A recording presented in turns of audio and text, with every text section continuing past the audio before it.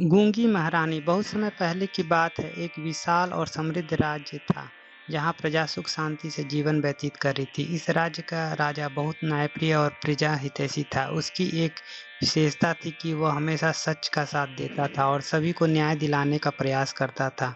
उसका विवाह एक सुंदर राजकुमारी से हुआ था जो दुर्भाग्यवश गूंगी थी। वह जन्म से ही बोल नहीं सकती थी, परंतु उसकी सुंदरता और सरलता ने राजा को मंत्रमुग्ध कर दिया था। इसलिए राजा ने बिना किसी संजोग और संकोच के उसके साथ विवाह कर लिया।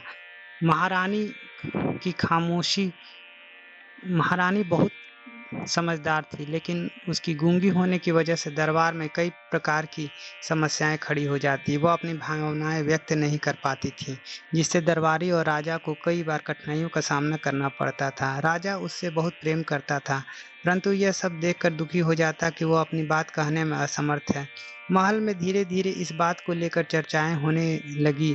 कई लोग ने तो ये कहना शुरू कर दिया था कि एक गूंगी रानी राज्य का कार्यभार नहीं संभाल सकती, परंतु राजा को अपनी पत्नी पर पूरा विश्वास था। उसने तय किया कि वह कुछ ऐसा उपाय निकालेगा जिससे महारानी की समस्या दूर हो सके।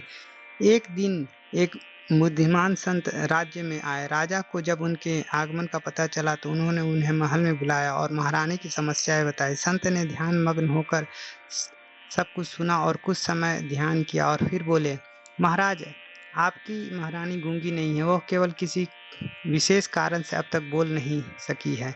यदि आप उसे किसी बड़े संकट में डालेंगे तो वह अवश्य बोलेगी। राजा सुनकर यह सोच में पड़ गया। वह अपनी प्रिय पत्नी को किसी संकट में डालना नहीं चाहता था, लेकिन उसे महारानी की आवाज़ सुनने की भी प्रबल इच्छा थी।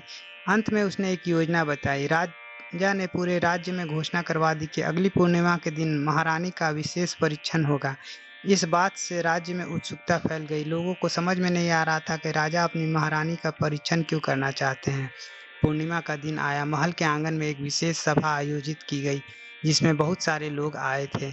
रानी को वहां लाया गया और सभी की आंखों के सामने राजा ने एक नाटक रचा। उसने आदेश दिया कि महारानी को महल के ऊंचे दीवार से नीचे फेंक दिया जाए।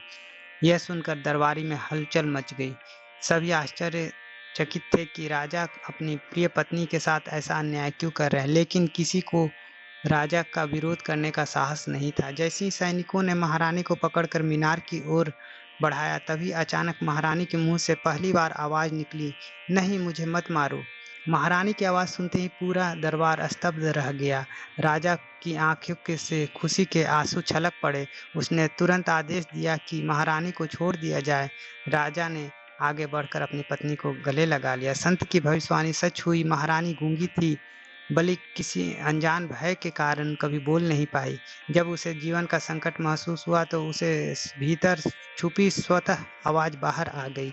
इसके बाद महारानी धीरे धीरे महल के साथ बातचीत करना शुरू कर दी। वो बहुत ही बुद्धिमान और समझदार थी, इसलिए कुछ ही महीनों में उस राज्य की कई समस्याओं का समाधान निकालना शुरू कर दिया। राजा और प्रजा सभी उससे प्रेम करने लगे। इस कहानी से हमें ये सीख मिलती है कि कभी कभी हमारी समस्याओं का समाधान हमारे भीतर ही छुपा रहता है। कठिन परिस्थितियों में हमें हमारी असली क्षमता से परिचित कराती है। अगर हम अपने भय को त्याग दें तो जीवन में असंभव लगने वाली चीज़ें भी संभव हो सकती हैं। इस प्रकार गूंगी महारानी केवल एक कहानी नहीं, बल्कि एक प्रेरणादायक सच्ची शक्ति हमारे भीतर ही होती है, जो केवल उसे पहचानने की ज़रूरत होती है।